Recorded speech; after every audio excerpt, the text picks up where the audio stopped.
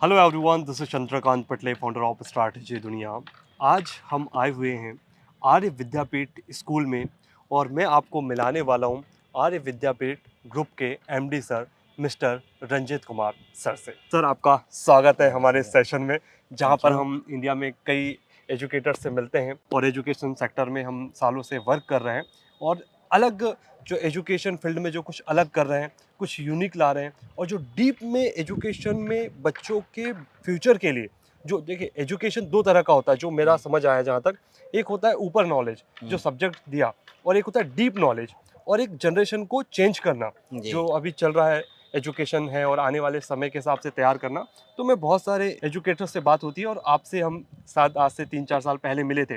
उस समय से मेरी रिसर्च थी कि आपसे कुछ ऐसे क्वेश्चंस मुझे करने थे जो मुझे लगा कि आप सच में उसको इम्प्लीमेंट कर रहे हैं। तो वही चीज़ मुझे आपसे जानना था। तो सर, सबसे पहले हम आपसे जानना चाहेंगे कि ये एजुकेशन सेक्टर में आप कैसे आए? क्योंकि आपके बारे में जहाँ तक मुझे आइडिया है कि आप कॉर्पोरेट फील्ड में थे और वहाँ से यहाँ आए, और अब एजुकेशन को आप कैसे देख रहे हैं और पहले कैसे देखते थे जब आप दूसरे फील्ड में थे, और यहाँ तक आने का जो सफ़र था एजुकेशन फील्ड में और यहाँ से आपने इसको स्टार्ट किया। तो ये सारी चीज़ें मुझे आपके बारे में पहले जानना है। जी, बिल्कुल। 1999 में हुँ, मैंने अमेरिकन एक्सप्रेस जॉइन किया था। That is the one of the world largest financial institution हुँ। और उसका सेंटर था दिल्ली में। And I joined and gradually upgraded to the career और being an I M Calcutta alumni, तो करियर में एलिवेशन मिलता चला गया। एंड क्या हुआ कि एक टाइम में आकर के जब मैं अपने टीम के लिए हायर करता था, हुँ। तो बीइंग अ बिहारी कहीं न कहीं बिहार के प्रति मेरा लगाव था। मैंने बहुत बिहारियों को जॉब दिया अच्छा, रियलिटी में। हाँ। बट लेटर ऑन मुझे लगा कि मैं जॉब दे रहा हूँ एंड मेरे ऊपर से प्रेशर रहा है कि ये लोग परफॉर्म नहीं कर रहे हैं। परफॉर्मेंस इज़ नॉट कि काम का, हुँ, कहीं न कहीं से सॉफ्ट स्किल की कमी थी। लड़-झगड़ लेते थे हुँ, अपने से, मिल के नहीं रहना, टीम वर्क की कमी, इन चीज़ों के ऊपर और भी चीज़ें थी बहुत सारा। तो मुझे लगा कि शायद ये कॉलेज का प्रॉब्लम है, जब हम कैंपस में हायरिंग करेंगे तो वहाँ भी प्रॉब्लम नहीं है। देन मुझे लगा कि ये कुछ चीज़ें हैं हुँ, बच्चों में, जो स्कूल लेवल पे बचपन में इनकलकेट होनी चाहिए हुँ, और वो नहीं है। तो कहीं न कहीं से लगा कि क्या मतलब आउटपुट हमारा आ रहा है और ख़ास करके बिहार से जो था उतनी क्वालिटी नहीं आ पा रही थी। तो मुझे लगा कहीं न कहीं मुझे रीबैक करना पड़ेगा और सम ऑफ द थॉट मुझे मान में आया था कि कभी मुझे हुँ, लाइफ में अगर अपॉर्च्युनिटी मिली, तो मैं जाके इसको कुछ टाइट करने की कोशिश करूँगा, सिस्टम को सही करने की कोशिश सिस्टम। करूँ। सो जब मेरे पास ये अपॉर्च्युनिटी आई हुँ, कि हाँ, आकर के हमें एक अच्छा स्कूल है, इसको आके देखिए और जो मेरी एक सपना था कि जाके मैं रूट पे कुछ हुँ, चेंज करने की कोशिश करूँ, हुँ, तो ये करीब आया था 2015 में मेरे पास अपॉर्च्युनिटी। उस समय मैं यूके में था हुँ, और एक प्रोजेक्ट पे काम करता अपनी कंपनी से। वहाँ से प्रोजेक्ट को कंप्लीट करते-करते 2017 लग गए। हुँ, तो आने के बाद मैंने 2017 में रिज़ाइन एक्चुअली मैंने 2015 में ही उनको दिया था, बट वो टाइम लगा दिया हुँ, रिलीज़ करने में। करते-करते मैं आया हुँ, और आने के बाद फिर इसको देखा और आने के बाद ये पता चला कि ये ऊपर से जितना ग्रास ग्रीनर दिखता है, उतना हुँ। है नहीं। इट्स वेरी टफ और डिफ़िकल्ट सिचुएशन और ग्रेजुअली 2017 से अभी आप देख रहे हैं, ग्रेजुअली हमने काफ़ी इम्प्रूव किया है और यहाँ तक पहुँचा है। तो चलिए सर, कैंपस घूमते हुए बिल्कुल, बात करते बिल्कुल, हैं। बिल्कुल। ठीक है। तो वही हम लोग सर के साथ अभी कैंपस आपको टूर भी कराएँगे, साथ-साथ हुँ, में हम कुछ वीडियोज़ भी दिखाएँगे आपको, जो देखने के बाद आपको बहुत अच्छा लगेगा। जी। और हमारी टीम पीछे है और सर लोगों की टीम भी है, सब लोग देख रहे हैं कि क्या चल रहा है। तो सर से सिर्फ़ बातें चल रही हैं, ताकि आप कुछ यहाँ से कुछ अच्छा लें।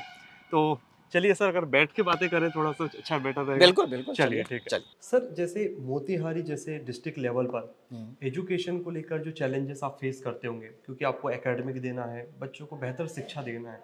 आप एजुकेशन को कैसे देखते हैं और जो चैलेंजेस आपके सामने आते होंगे, हुँ। उनको सॉल्व करने के लिए क्या रणनीति रहती है? या यहाँ का एजुकेशन सिस्टम आपके हिसाब से और यहाँ के पेरेंट के हिसाब से आपका जो तालमेल है बनाना, पेरेंट्स को डील करना, स्टूडेंट का माइंडसेट तैयार करना उस लेवल पे जहाँ जिस लेवल पे आप सोच के आए हैं, हुँ, तो हुँ। उसको आप कैसे देखते हैं और कैसे फेस करते हैं? सो देखिए, मोतिहारी में जो आने के बाद मुझे समझ में आया हुँ, कि क्या है कि बिहार एक पिछड़ा हुआ प्रदेश है हुँ, और मोतिहारी जो डिस्ट्रिक्ट है उसमें भी एक बहुत ही पिछड़ा हुआ एरिया हुँ, है। यहाँ पे उतना रहा नहीं है आगे का और हुँ, दूसरी चीज़ है कि प्राइवेटाइजेशन जितनी हुई हुँ, बिहार में पूरे ऑल इंडिया में हुई हुँ, इकोनॉमी ओपन होने के बाद, हुँ, वो प्राइवेटाइजेशन का टच पॉइंट बिहार में रहा नहीं। हुँ, तो यहाँ पे जो भी चीज़ें दिखती हैं लोग उसी में जाते हैं, तो यहाँ पे ज़्यादातर गवर्नमेंट जॉब है। हुँ, तो पेरेंट्स का एक माइंडसेट है कि यहाँ से निकल के गवर्नमेंट जॉब में जाएगा, बट हुँ, सच्चाई ये है कि ज़्यादातर बच्चे इंजीनियरिंग और मेडिकल का कोचिंग कराते हैं। मेडिकल में तो निकल के डॉक्टर बन के वो प्राइवेट क्लिनिक भी खोल लेते हैं या किसी हॉस्पिटल को ज्वाइन कर लेते हैं। इंजीनियरिंग फील्ड में क्या होता है, जब जाते हैं तब उनको बच्चों को जब बाहर निकलते हैं तो समझ में आता है कि गवर्नमेंट जॉब तो है नहीं, more of the MNC job, क्योंकि इंडिया बहुत फास्ट ग्लोबलाइजेशन के दौर में आगे निकल चुका है, बिहार कहीं पीछे छूट गया उसमें, कहीं कहीं बैकड्रॉप में है। तो पेरेंट्स का गलती नहीं है, पेरेंट्स को आइडिया ही नहीं है कि बाहर क्या चल रहा है। तो इस कारण क्या होता है कि कुछ भी होगा तो उनको लगता है चलो मेरे रिलेशन में मेरे भाई के बच्चे ने ये कर लिया, मेरे मामा के बच्चे ने ये कर लिया, वो कहीं जा रहे हैं इंजीनियरिंग की, तो दो ही चीज़ होता है, या तो इंजीनियरिंग की तैयारी करते हैं या मेडिकल की तैयारी करते हैं। बट उसके बाद आगे का क्या उनको कुछ पता नहीं है। होता क्या है, इस कारण क्या है, हम लोग जो यहाँ पे क्या कर रहे हैं कि हर बच्चे के लिए काउंसलिंग का सेशन अरेंज करता हूँ, मैं खुद लेता हूँ काउंसलिंग। कोविड में सबसे ज़्यादा मैंने लिया ऑनलाइन काउंसलिंग। उनको बताता हूँ कि आपकी अपॉर्चुनिटी इस दायरे में सीमित नहीं है, there is lot of opportunity and think outside the box. कभी क्या है कि एक कुएं में मेढक की तरह है, आप बाहर निकलेंगे, सागर में जाएंगे, नदी में जाएंगे, तो दुनिया बहुत ही बड़ी है, लॉट ऑफ अपॉर्चुनिटी। और उस चीज़ के लिए तैयार करना जो कि अभी ग्लोबली जो फास्ट चैलेंजिंग इन्वायरमेंट में जॉब की डिफिनेशंस चेंज हो रही है। ये जॉब जो आज एग्जिस्ट कर रहा है ये फ्यूचर में रहेगा कि नहीं रहेगा उसका पता नहीं है। फॉर एग्जांपल अगर मैं 90s में बात करूं, जब मैं स्कूल में था तो उसमें सब कुछ पेपर पे वर्क होता था, राइट। सडनली डॉट कॉम का बूम आया 2000 के आसपास में, बहुत लोगों की जॉब चले गई, डॉट कॉम आ गया। उस समय किसी को हमारे टाइम नहीं पता था कि डॉट कॉम फ्यूचर में कुछ आने वाला है, क्योंकि हम पीछे की तरफ देखते हैं तो डॉट कनेक्ट कर सकते हैं, डॉट हम कनेक्ट फ्यूचर की तरफ नहीं कर सकते। 2000 के आसपास जब डॉट कॉम था उस समय किसी को पता नहीं था कि सोशल मीडिया जैसी कुछ चीज़ आने वाली है। 2008 में फेसबुक आया, फिर क्या होता, पहले ऑरकुट जानते होंगे, एक गूगल का था जो खत्म हो गया। इस तरह के सोशल मीडिया चैनल आ गए, नहीं पता था, उसके अराउंड बहुत सारे जॉब अपॉर्चुनिटी हो गए। आज कोई भी बच्चा अगर यहाँ से पेरेंट्स तैयारी कर रहे हैं इंजीनियरिंग के, अच्छे इंजीनियरिंग कॉलेज में जा रहा है, जब उसकी आंखें खुलती है बाहर जाके, तो उनका सपना होता है मैं गूगल ज्वाइन करूँ, मैं फेसबुक ज्वाइन करूँ, मैं माइक्रोसॉफ्ट ज्वाइन करूँ। इनकी इन क्योंकि इसमें जो डेवलपर का जॉब है, डिज़ाइनिंग का, कोडिंग का जॉब है, अलग हो गया। अभी जब फेसबुक वगैरह था 2014-15 में, किसी को पता नहीं था कुछ आर्टिफिशियल इंटेलिजेंस भी आने वाला है फ्यूचर में। और आर्टिफिशियल इंटेलिजेंस 2020 के आसपास आया, और देखिए आते ही वो सारा खा गया पीछे का। नाउ द जॉब, जो व्यक्ति मीडिया में कंटेंट राइटर थे फॉर एग्जांपल, आज उनकी कहीं जॉब नहीं है। कंटेंट राइटिंग बहुत अच्छा से आर्टिफिशियल इंटेलिजेंस कर रहा है। न्यूज़ जो लिखते थे, कंटेंट लिखते थे, आज उनकी जॉब खतरे में है, बहुतों की चली भी गई है। सिमिलरली आज हम अगर आर्टिफिशियल इंटेलिजेंस पे बैठे हुए हैं तो फ्यूचर में क्या जॉब आने वाला है हमें अभी पता नहीं है। सो माई चैलेंज हियर इज, और जो मैं एक्सेप्ट करता हूँ कि मैं अपने बच्चों को आने वाली जॉब, एक कर्टल है उसके आगे क्या है, उसके लिए मैं तैयार कर सकूं। That is my ambition. एक और क्वेश्चन था मेरा आपसे, अगर आप कंफर्टेबल जी, नहीं नहीं। रहें, वो आपके बारे में मुझे पता है। पेरेंट्स और मैनेजमेंट के बीच की जो बॉन्डिंग होती है, जो बॉन्ड क्रिएट होता है, वो बहुत जगह देखने को नहीं मिलता। फ्रेजाइल होता है वो। हाँ, आपके यहाँ वो देखने को मिला। और एक अंदर की बात जो मुझे पता है कि कुछ लोग, वो खैर वीडियो में ना बोले तो बेटर है, बट फिर भी अगर आप कंफर्टेबल ना, रहें ना, तो ना, रखेंगे। हाँ। जैसे फीस को लेकर एक प्रॉब्लम आता है, फी को लेकर प्रॉब्लम आता है, वो आपके यहाँ पर नहीं है। और बॉन्ड वो तो नहीं है, जहाँ तक मैं रिसर्च किया। बॉन्डिंग को लेकर आपके यहाँ पे क्या इश्यूज आते हैं, या फिर बॉन्डिंग पेरेंट्स और मैनेजमेंट के बीच की बॉन्डिंग को आपने किस तरह से बेटर बनाया? क्योंकि अभी तक जितना रिसर्च मैंने किया उतने में तो मुझे ठीक लगा। जी, सो देखिए जब मैं आया था 2017 में, तो ऑफ कोर्स जो है पेरेंट्स और स्कूल की जो बॉन्डिंग होती है इंस्टीट्यूशन की, वो बॉन्डिंग इस पर डिपेंड करता है कि पेरेंट्स स्कूल का कितना केयर करता है। ये बहुत ज़रूरी चीज़, हमेशा बोलते हैं लोग कि स्कूल पेरेंट्स का कितना, बच्चों का कितना केयर करता है। ये बहुत इंपॉर्टेंट है समझना कि पेरेंट्स भी स्कूल का केयर करें। उनको ये समझना चाहिए कि बच्चा मेरा 6 घंटे के लिए स्कूल में रहता है, हम उसको ना पूरा, वो एक होता है ना कि पूरा का पूरा ठूस के नहीं दे सकते चीज़ें। बच्चा को आप जो सिखाते हैं उससे कम सीखता है। बच्चा आप जो करते हैं आपसे ज़्यादा सीखता है। सो बच्चा 24 घंटा में से आपको 18 घंटा तो घर पे ही रहता है ना। तो फिर और रह गई जहाँ तक बॉन्डिंग क्रिएट करने की, तो जो पेरेंट्स टू पेरेंट्स, अगर पेरेंट्स पढ़े लिखे हैं, समझदार हैं, तो उनको पता हुआ कि relationship between the parents and school एक बॉन्ड क्रिएट करता है। दोनों मिलके जब तक साथ नहीं कर चलेंगे, बच्चे को हम प्रोग्रेस नहीं करा सकते। अकेला स्कूल में डाल देने से ये समझ लेना कि बच्चा प्रोग्रेस कर जाएगा, पॉसिबल नहीं है। और वो पेरेंट्स सबसे अच्छे होते हैं जो स्कूल में लगातार विजिट करते हैं, कंप्लेन लेके नहीं, बल्कि इस चीज़ के लिए कि मुझे बताइए कि मेरे बच्चे का परफॉर्मेंस कैसा है। ये बहुत ज़रूरी है। क्या होता है कि बच्चे को पेरेंट्स डाल देते हैं, वो फिर पीटीएम के दिन ही नज़र आते हैं, और कभी कभी उधर भी अगर बच्चा बड़े क्लास में चला जाए तो पेरेंट्स आते ही नहीं पीटीएम के दिन भी। अच्छा, और एक अभी जो है, जितने भी मैं एजुकेटर्स से मिला हूँ, और ये क्वेश्चन मेरा आपसे भी है, जो अभी एक ट्रेंड चल रहा है कि 10th के बाद जो क्लास में बच्चा नहीं दिखता है, आजकल 9th से ही आना बंद हो गया, वैसे आपके यहाँ पे तो आते हैं, पर 11th 12th बच्चा स्कूल नहीं आ रहा है, तो क्या वो आने वाले समय में उसका कुछ पॉजिटिव रहेगा या नेगेटिव रहेगा उसके फ्यूचर के हिसाब से, समाज के हिसाब से अगर देखते हैं? देखिए, ये चेंज हुआ है इसलिए कि बहुत ज़्यादा ग्लोरीफाई किया गया है जेई और नीट को, उस पेशे को ग्लोरीफाई किया गया है। आप देखेंगे अब तो खैर बच्चे नहीं जा रहे हैं कोटा में उतने, कोटा में देखते तो 90% बच्चे बिहार के होते हैं। जो मैंने पहले बार बोला था, पहली बार में, कि ग्लोबलाइजेशन के दौर में बिहार बहुत पीछे रह गया। लोगों को पता ही नहीं है कि उनको लगता है कि अब क्या करना है, 12th के बाद में अपॉर्चुनिटी क्या है। हमारे टाइम में क्या होता था, मैं 90s की बात कर रहा हूँ, बच्चा पहले जेई दिया, अभी भी वही है, जेई दिया, 12th में नहीं हुआ, नीट हुआ, एक दो बार ट्राई किया, नहीं हुआ, साथ में साइड में उसने ग्रेजुएशन में एडमिशन ले लिया। वो ग्रेजुएशन में कभी क्लास करने जाता नहीं है, सिर्फ एग्जाम देने जाता है, डिग्री आ जाती है, नॉलेज होता नहीं है। फिर उसको लगेगा कि चलो मैं उसमें से जो थोड़े कम पैसे वाले जो नहीं जाके बाहर पढ़ सकते हैं, वो एसएससी वगैरह की तैयारी कर लेते हैं, क्लर्कियल जॉब की। जो बाहर जाके पढ़ सकते हैं वो ग्रेजुएशन के बाद बीपीएससी और आईएएस की तैयारी करने लगते हैं। क्या कितना परसेंट बच्चा आईएएस करता है, कितना परसेंट बच्चा आईआईटी निकालता है, परसेंटेज टर्म में देखिए, सक्सेस रेट बहुत कम है। क्या हो रहा है कि इस एरिया में पेरेंट्स बच्चे को अनकंडीशनली किल कर रहे हैं, उसके मेरिट को, उसको मेरिट को पहचान नहीं रहे हैं। स्कूल्स भी छपरी टाइप के स्कूल्स बहुत खुल गए हैं, जहाँ पर में कि टीचर्स ट्रेन नहीं होते हैं, या बचपन में ही हमें डाला कि जनरली 8 मल्टीपल इंटेलिजेंस सिस्टम होता है। हर व्यक्ति में वो 8 इंटेलिजेंस में कोई न कोई एक इंटेलिजेंस बहुत टॉप पे रहेगा, 2 इंटेलिजेंस उसका सपोर्टिव होता है। जैसे मैंने कभी अपना मेरे अंदर नेचर इंस्टिंक्ट बहुत ज़्यादा है, मैं नेचर में बहुत बिलीव करता हूँ। सबसे पहले सोलर लगा, ये किया, मेरे लिए वो बहुत ज़्यादा इंपॉर्टेंट है, नेचर को सेव करना। हर एक का इंस्टिंक्ट है अलग। उन चीज़ों को आइडेंटिफाई नहीं करते हैं कि अगर जिस चीज़ में बच्चा बहुत अच्छा है, आगे जा रहा है, बच्चे को हम उसमें सपोर्ट करें, उसमें आगे ले जाएं। ज़रूरी नहीं कि हर एक बच्चे का इंटेलिजेंस जेई के लिए ही है, मेडिकल के लिए ही, ज़रूरी नहीं है। और यहाँ पे ये देखा जाता है, मैं जब 90s में था, जो 90 में मैंने 10th पास आउट किया था, तो बच्चे 11th में जा कर के साइंस नंबर 1 पे लेते हैं, सेकेंड आर्ट्स लेते थे। जो कॉमर्स लेता था उसको माना था सबसे बेकार बच्चा, टिपिकल बिहारी वर्ड में उसको बुड़बक कहते हैं। जब मैं बाहर गया तो पता चला नहीं, कॉमर्स का सबसे ज़्यादा स्कोप है, साइंस का सेकेंड है, आर्ट्स का स्कोप सबसे कम है। कॉमर्स के तो पता ही नहीं है यहाँ पर में, उनको लगता है ये कॉमर्स ले क्या करेगा, बेकार से चीज़ें, राइट। सो ये प्रॉब्लम है यहाँ पे, ठीक है। और मैं चाह रहा हूँ उसमें, और हम जैसे और लोगों को भी इनवाइट कर रहा हूँ कि आइए और इसको बेस लेवल पे ख़त्म कीजिए। कुछ टाइम के लिए एजुकेशन को अलग कर देते हैं बच्चे के लाइफ से, राइट। कुछ दिन के लिए सोचते हैं कि हटा दें, ठीक है।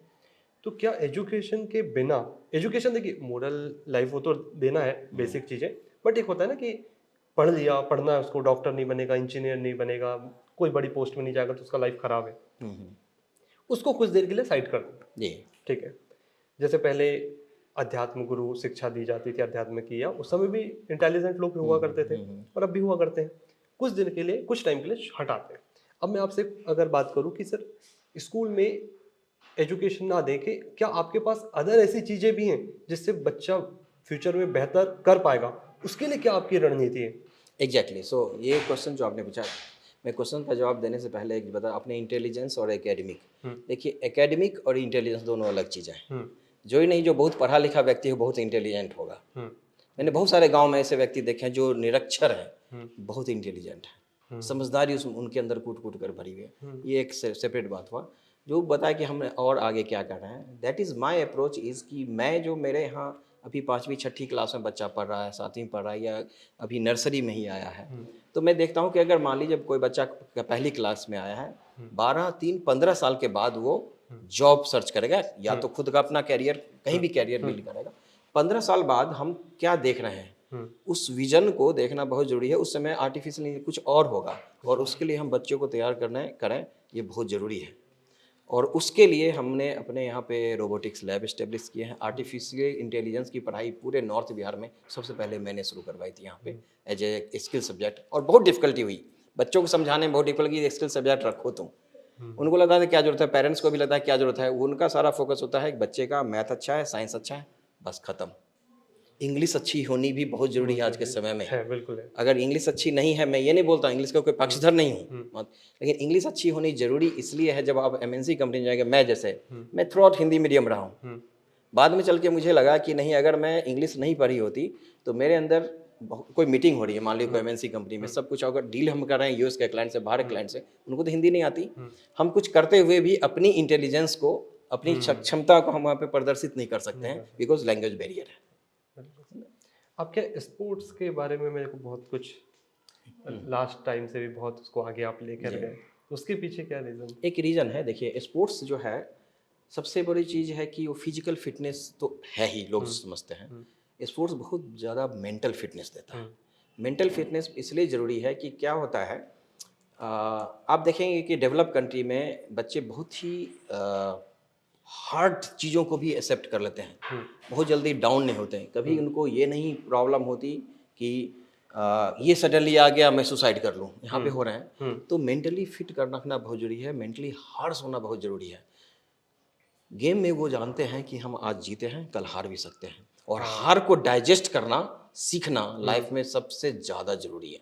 That is where the sports is there. इसलिए हार को डाइजेस्ट करना, विन को तो सब लोग सेलिब्रेट करते हैं, हार को, अपनी डिफीट को डाइजेस्ट करना सबसे ज़्यादा ज़रूरी है। वो इसलिए भी ज़रूरी है कि फ्यूचर में जो हम बात करें 15 साल बाद क्या जॉब रहेगा, जिस जॉब की तैयारी आज बच्चा कर रहा है, हो सकता है जॉब एग्जिस्ट ही नहीं कर रहा है, तो डिफीट होगा, फिर तो सुसाइडल मोड में चला जाएगा। तो डिफीट को एक्सेप्ट करें एंड हमेशा उसको रोक के नई चीज़ की तैयारी शुरू करें जो आगे आने वाला है। क्या होता है स्पोर्ट्स में, एक हमने गेम हारा, अपने आप को एनालाइज किया कि हमने गलती कहाँ की, अगले गेम के लिए तुरंत रेडी हो गए। सर ने बहुत अच्छी बात बोले कि गेम में या तो हारेंगे या जीतेंगे, और जो गेम नहीं खेलता है वो, उसको ना हार का पता है ना जीत का पता है।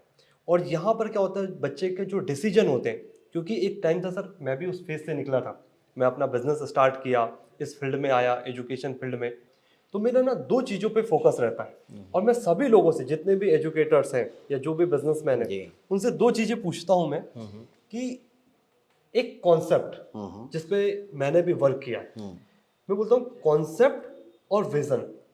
जो मेरे भी कुछ मेंटर थे, जब हमने स्टार्ट किया चीज़ों को, तो ये मुझे लगा कि मेरे लाइफ में बहुत इसने बदलाव लेकर आए। तो और अब एजुकेटर से मैं मिलता हूँ, डायरेक्टर सर लोगों से मिलता हूँ, आप लोगों से मिलता हूँ, तो मैं दो क्वेश्चन जरूर करता हूँ। एक, आपका कॉन्सेप्ट, आर्य विद्यापीठ का कॉन्सेप्ट प्लस विजन, कि अपने बच्चों को वो आने वाले 5 साल 10 साल में कहाँ देखना चाहते हैं। राइट। क्योंकि ये दो क्लियर नहीं होंगे तो मुझे जहाँ तक समझ आता है कि आगे का फिर चैलेंजेस आएंगे। तो ये दो के बारे में दो क्वेश्चन मैंने आपसे एक साथ किया, वो साथ में अगर आप मुझे बता पाएं कि आर्य विद्यापीठ के विजन और कॉन्सेप्ट दोनों पे बात। सो आर्य विद्यापीठ का जो विजन है, कॉन्सेप्ट है, जो कि जिसे मैं भी अलाइन करता हूँ और हम लोगों ने मिलकर इसको बनाया है।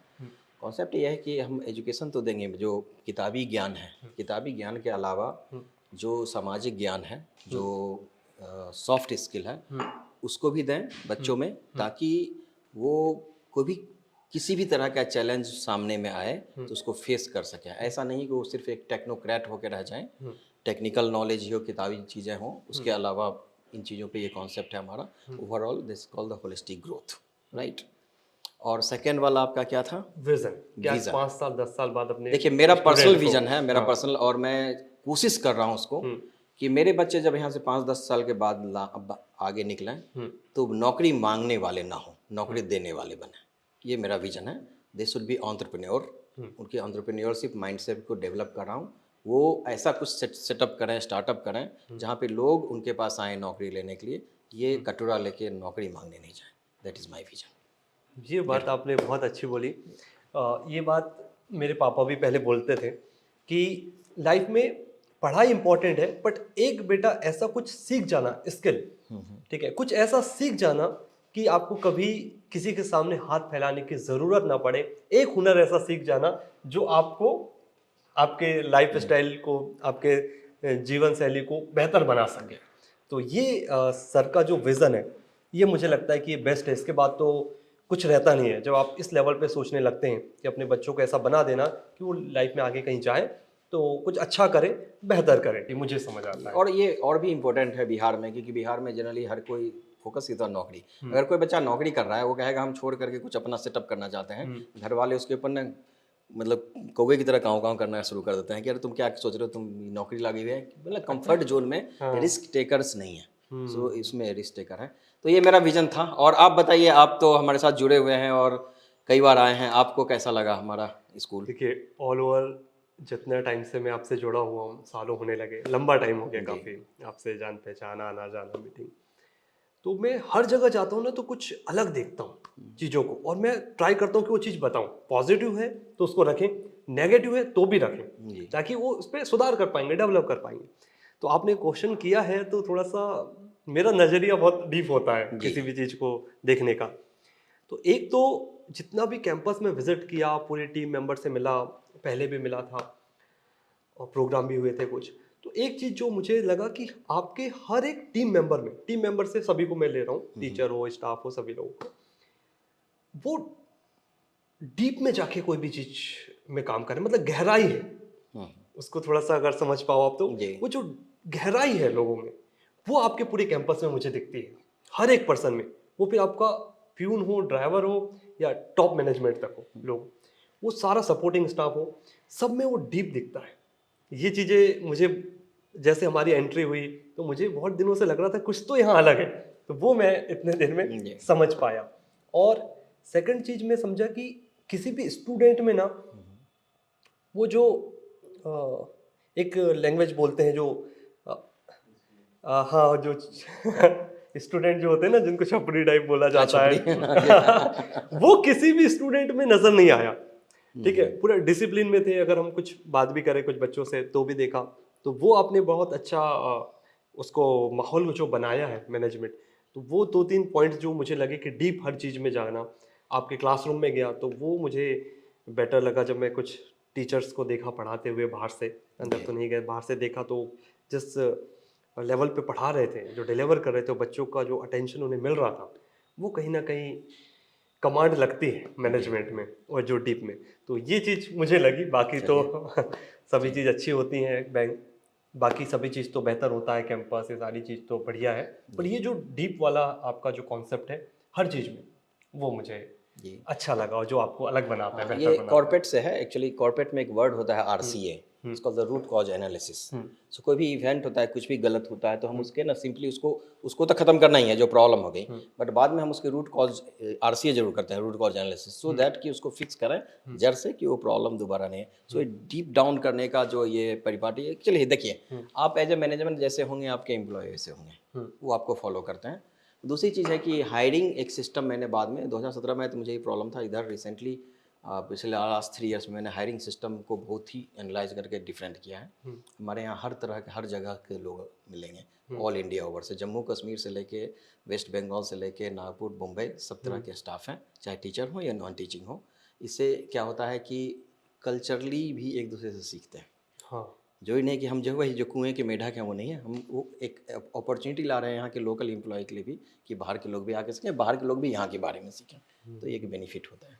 नहीं, वो पूरा मुझे समझ आया, क्योंकि अभी कुछ कुछ टाइम पहले मैं आया हुआ था, जस्ट अभी कल या परसों हम लोग थे, तो देखे थे कि पेरेंट भी बैठे हुए थे, तो पेरेंट में भी ना एकदम धैर्य टाइप फील आ रहा था मुझे। जी तो वो जो आपने क्रिएट किया है पूरा, वो मुझे बहुत अच्छा लगा।